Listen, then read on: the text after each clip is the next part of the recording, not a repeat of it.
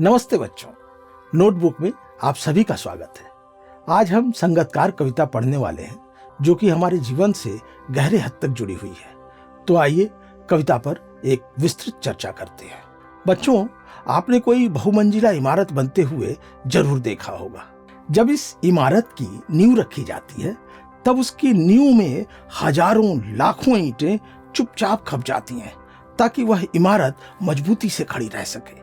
ठीक वैसे ही किसी भी व्यक्ति के ऊंचाई पर पहुंचने के लिए, उसके मुकाम को हासिल करने के लिए, उसकी महत्वाकांक्षाओं को पूरा करने के लिए कई लोगों को चुपचाप उसके पीछे अपना बलिदान देना पड़ता है। आज की हमारी विवेचित कविता संगतकार इन्हीं बातों की ओर इशारा करती है। एक बड़ी मछली को जीवित रहने के लिए कई छोटी छोटी मछलियों को उसका निवाला बनना पड़ता है। यह कविता भी ऐसी ही छोटी मछलियों अर्थात गुमनाम लोगों की संवेदना को प्रकट करती है। एक सफल गायक हो, नेता हो, अभिनेता हो या समाज का कोई भी व्यक्ति हो, उसके उत्थान तथा सफलता के पीछे कुछ ऐसे लोगों का हाथ होता है जिसे हम कभी जान नहीं पाते, जिसका नाम किसी की जुबान पर कभी नहीं सुनाई देता। बच्चों, कविता को समझने के पहले हम कवि के बारे में थोड़ी चर्चा करते हैं। हिंदी के समकालीन साहित्य में मंगलेश डबराल का नाम बड़े सम्मान से लिया जाता है। इनका जन्म 16 मई 1948 को उत्तराखंड के टिहरी गढ़वाल जिले के काफलपानी गांव में हुआ था। इन्होंने अपना पूरा जीवन साहित्य को समर्पित कर दिया। इनके द्वारा संपादित कई पत्रिकाएं भी हैं जिनमें पूर्वाग्रह, अमृत प्रभात, जनसत्ता और सहारा समय का नाम आता है। इनके 5 काव्य संग्रहों के नाम हैं पहाड़ पर लालटेन, घर का रास्ता, हम जो देखते हैं, आवाज भी एक जगह है तथा नए युग में शत्रु।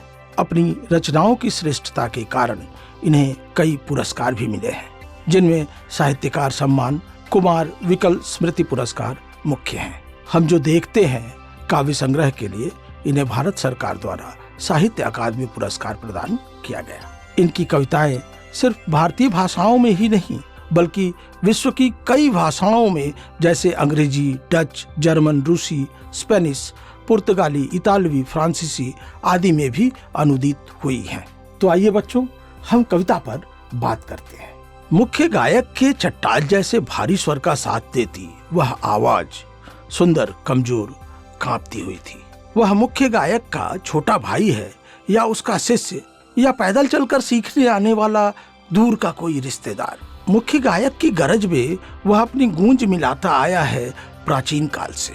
इस कविता में कवि मंगलेश डबराल ने एक ऐसे व्यक्ति की तरफ इशारा किया है जो सदियों से उपेक्षित रहा है।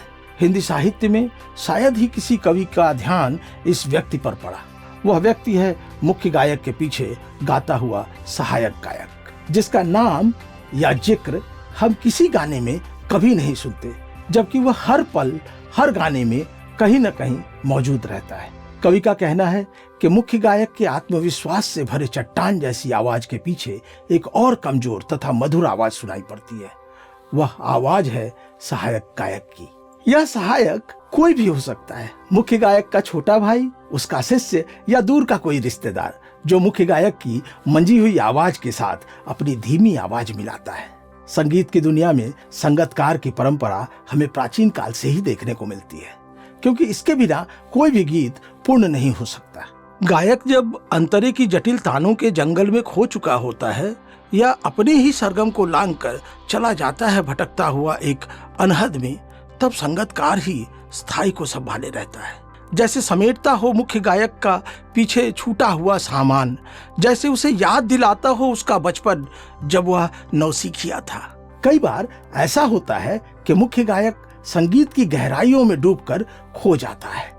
वह अपने निर्धारित सुरताल के बीहड़ जंगल में भटक जाता है या किसी सुर के उस ऊंचाई पर चला जाता है जहां से लौटना उसके लिए थोड़ा कठिन हो उठता है। ऐसे वक्त में संगतकार ही उस गीत को परिपूर्णता देने में मुख्य गायक की मदद करता है।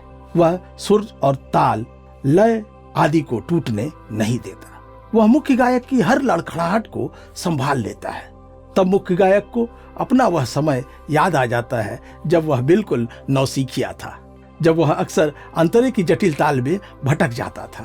पर आज उसके साथ उसका सहायक गायक जो उसके गायन की हर कवि की क्षतिपूर्ति कर देता है, हमेशा उसके बिखरे सुरों को समेट लेता है। तार सप्तक में जब बैठने लगता है उसका गला, प्रेरणा साथ छोड़ती हुई उत्साह अस्त होता हुआ, तभी मुख्य गायक को ढांढस बंधाता कहीं से चला आता है संगतकार का स्वर। कभी कभी वह यूं ही दे देता है उसका साथ, यह बताने के लिए कि वह अकेला नहीं है और यह कि फिर से गाया जा सकता है गाया जा चुका राग।